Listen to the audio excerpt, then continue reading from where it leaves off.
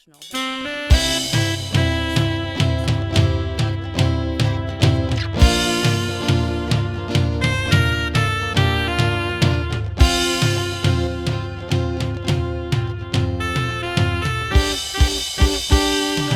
bersyukur untuk kemurahan-Mu, cerah mentari hadir menemani. Kami bersyukur untuk Shalom saudara, di dalam video pendewasaan iman ini saya mengajak kita untuk membaca kembali dari Efesus 6 ayat 1 sampai 4 yang menjadi dasar di dalam pembacaan firman Tuhan kita pada hari Minggu kemarin. Hai anak-anak, taatilah orang tuamu di dalam Tuhan, karena demikianlah yang benar. Hormatilah ayahmu dan ibumu. Ini adalah suatu perintah yang penting seperti yang nyata dari janji ini, supaya kamu berbahagia dan panjang umurmu di bumi. Hai bapak-bapak, janganlah bangkitkan kemarahan anak-anakmu, tetapi didiklah mereka di dalam ajaran dan nasihat Tuhan. Saudara, saya senang sekali dengan kutipan yang diungkapkan oleh penyanyi rapper Kristen Amerika yang bernama Lecrae. Dia mengatakan demikian, saudara. Broken people came from broken home. Orang yang hancur hatinya itu berasal dari keluarga yang tidak sempurna, yang broken. Broken di sini bukan berarti bercerai ataupun mungkin berpisah ya secara hukum, tetapi kita menyadari saudara bahwa kita semua berasal dari keluarga-keluarga yang tidak sempurna. Karena isinya adalah manusia-manusia berdosa. Dan mungkin kita mengatakan bahwa hati kita pasti pernah terluka karena sikap dan perkataan orang tua kita. Saya tidak tahu kalimat atau kata apa yang saudara masih simpan di dalam hati saudara sebagai seorang anak berkaitan dengan pengalaman bersama dengan orang tua. Intinya saudara, hati kita pasti pernah terluka. Dan di dalam bagian yang kita baca tadi, Paulus menyadari akan luka-luka yang dialami oleh setiap anak yang mengikut Kristus. Oleh setiap kita sebagai seorang anak yang pernah terluka karena orang tua kita. Yang akhirnya mungkin membuat kita merasa sulit untuk mengasihi, merasa sulit untuk menghormati, merasa sulit untuk mengampuni, merasa sulit untuk kemudian melupakan. Ya saudara, ngomong-ngomong, manusia itu adalah orang-orang yang sangat hebat sekali untuk mengingat sesuatu.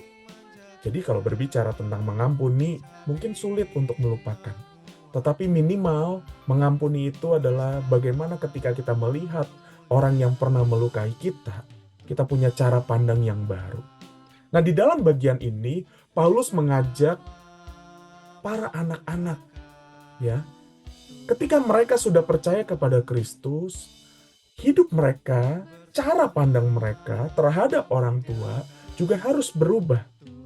Makanya Paulus mengatakan, hai anak-anak, taatilah orang tuamu di dalam Tuhan, karena demikianlah yang benar. Intinya dia ingin mengatakan bahwa, hei anak-anak, nggak benar kalau kamu masih menyimpan amarah. Nggak benar kalau kamu masih menyimpan akar pahit di dalam hidup kamu. Seberapa tua kamu sekarang, seberapa usiamu sekarang, ingat kamu dulu adalah seorang anak. Mungkin kamu sekarang menjadi orang tua, tapi mungkin kamu masih menjadi seorang anak. Kalau kamu adalah anak yang terus-menerus tidak menaati, tidak menghormati, tidak mengasihi orang tuamu, itu nggak benar. Saudara, Paulus di sini bukan berarti dia mengabaikan luka yang pernah dialami oleh anak-anak pada zaman itu. Dia tidak mengabaikan juga luka-luka atau pengalaman traumatis yang kita alami. Tapi Paulus ingin mengajak kita, hei para pembaca, hei murid-murid Kristus. Di pasal 1 sampai pasal 3, Paulus sudah menjelaskan bagaimana anugerah Kristus yang menolong kita, anugerah Kristus yang memampukan kita untuk kita menjadi orang yang percaya kepada Kristus, dan bagaimana anugerah itu mengubah hidup setiap kita.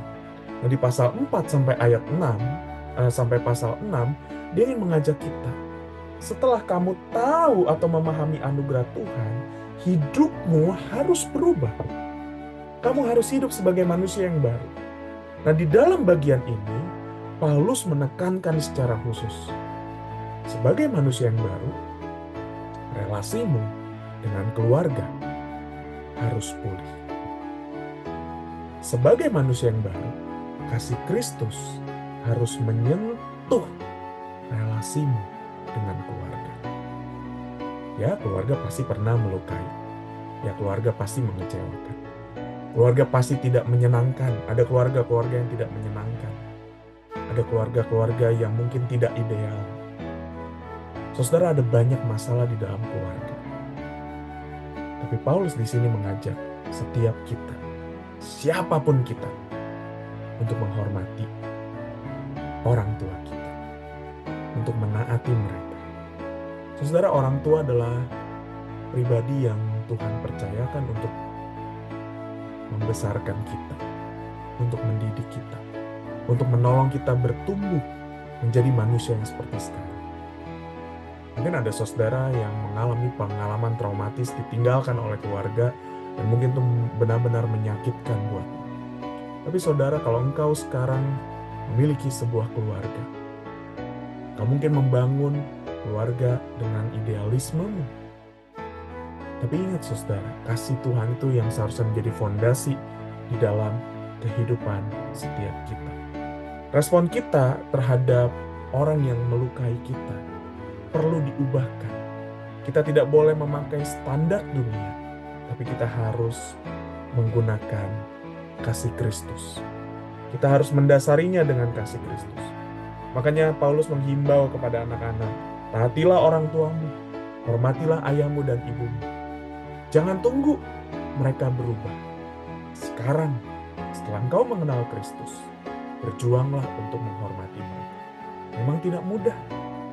Bagaimana kita bisa menghormati orang yang mungkin terus-menerus melukai kita?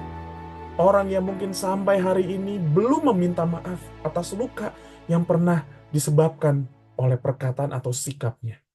Tapi Tuhan mengajak setiap kita. Ingat bagaimana kasih Tuhan menerima kita orang berdosa. Kita perlu mengasihi dan menghormati orang tua kita. Supaya apa, saudara? Di ayat 3 dikatakan supaya kamu berbahagia. Apa hubungannya?